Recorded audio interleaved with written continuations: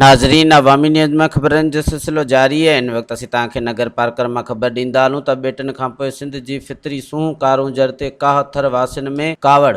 कारूंजर हूंदो ई कोन आहे त पाणी किथां ईंदो, डैम किथे भरबा। सिंध सरकार सिर्फ़ नंगर शहर के पीअण जो पाणी नथी पहुचाए सघे त छा सॼी पार्कर के इहो पीअण जो पाणी पहुचाए सघंदी? असांजे खूहनि जो पाणी जेको आहे उहो ॿिनि जबल सां वाबस्ता आहे। जॾहिं बरसातूं थींदियूं आहिनि, जबलनि जो पाणी ईंदो आहे, तॾहिं उहे खूह पाणी सां भरबा आहिनि, ऐं जॾहिं हवाऊं लॻंदियूं आहिनि त उहे खूह पाणी जा सुकी वेंदा आहिनि।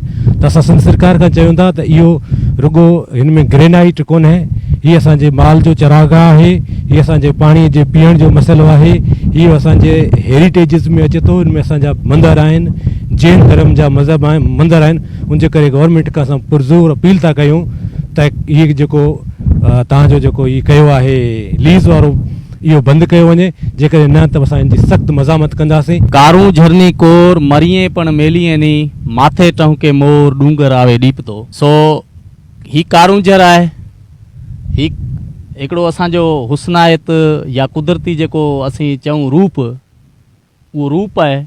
ऐं ही रूप असांजे हिते जे पार्कर जी सूंह आहे, ऐं पार्कर जो जेको टुकड़ो आहे उहो हिन कारूंजर जे करे ई आबाद आहे। ख़ूबसूरती हिते ई आहे।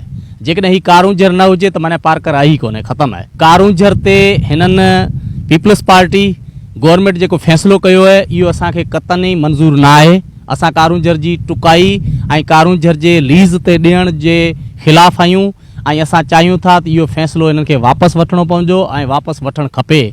छो त कारूंजर असांजो हंधु आहे, रिहाश आहे, सिर्फ़ु इंसाननि जी न। हिते मोर आहिनि, पखी जेकी बि आहिनि उहे सभु पखी, उनखां पोइ हिते कई जानवर रहनि था। असांजो जियापो जेको पार्कर जो ऐं सिंध ऐं पूरे पाकिस्तान जो जेको जियापो आहे उहो कारूंजर आहे। जेकॾहिं तव्हां इहे फ़ैसिला वापसि नथा वठो त असां अवामी तहरीक जे प्लेटफॉर्म सां हितां रैलियूं मुज़ाहिरा कंदासीं। असां हज़ारे भेनरुनि सां गॾु, हज़ारे ॿारनि सां गॾु, हज़ारे माण्हुनि सां गॾु असां धरणो हणंदासीं ऐं कारूंजर खे असां क़तई टोड़ण न ॾींदासीं। हीउ जेको आहे सो सवा शेर सोन ॾींदड़ जेको आहे सो कारूंजर जबल आहे, जंहिंमें हज़ारे लखे माण्हुनि जो जियापो आहे। हिते तव्हां ॾिसो त चौपायो माल ऐं हिते जा जेको आहे जीव जंतर जेके आहिनि उहे हिते रहनि था, ऐं उन सां गॾु हिते हिंदुनि जा कुदरती आस्थान जीअं साड़दरो, चंचलासर वग़ैरह ऐं ॿिया कुदरती मार्ग जितां सियाह जेको आहे सो पंधु करे हिते घुमण लाइ अचनि था। ऐं उन सां गॾोगॾु अमर शहीद रूपलो कोली, जंहिं उन सां गॾु जेको आहे 7000 कोलियुनि जेको आहे सो इन धरती लाइ, हिन कारूंजर जी सूंह लाइ जेको आहे सो हुन पंहिंजा जाननि जो नज़रानो ॾिनो आहे। कारूंजर आहे त पाणी आहे, ऐं कारूंजर आहे असांजी ग़रीबनि जी असांजी रोज़ी आहे।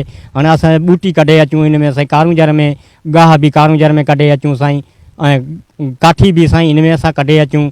पर कारूंजर असां कटणु कोन ॾींदासीं, असांजो जान भले टुकिजी वञे, पर साईं असांजो कारूंजर असां कोन टुकण ॾींदासीं। सिंध हुकूमत जेको हींअर कारूंजर खे लीज़ ते खपाए ॾियण जो जेको फ़ैसिलो कयो आहे, इहो इंतिहाई हिकिड़ो ज़ालिमानो फ़ैसिलो आहे।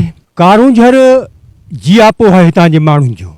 सिर्फ़ु वाहिद पाणी जो ज़रियो कारूंजर पहाड़ जी पसगरदाई या ॿियूं जेकी बि पहाड़ियूं आहिनि, उन खां सवाइ पार्कर एरिया में किथे बि पाणी जो हिकु फुड़ो बि ज़ेर ज़मीन मिठो पीअण लाइ कोन थो मिले।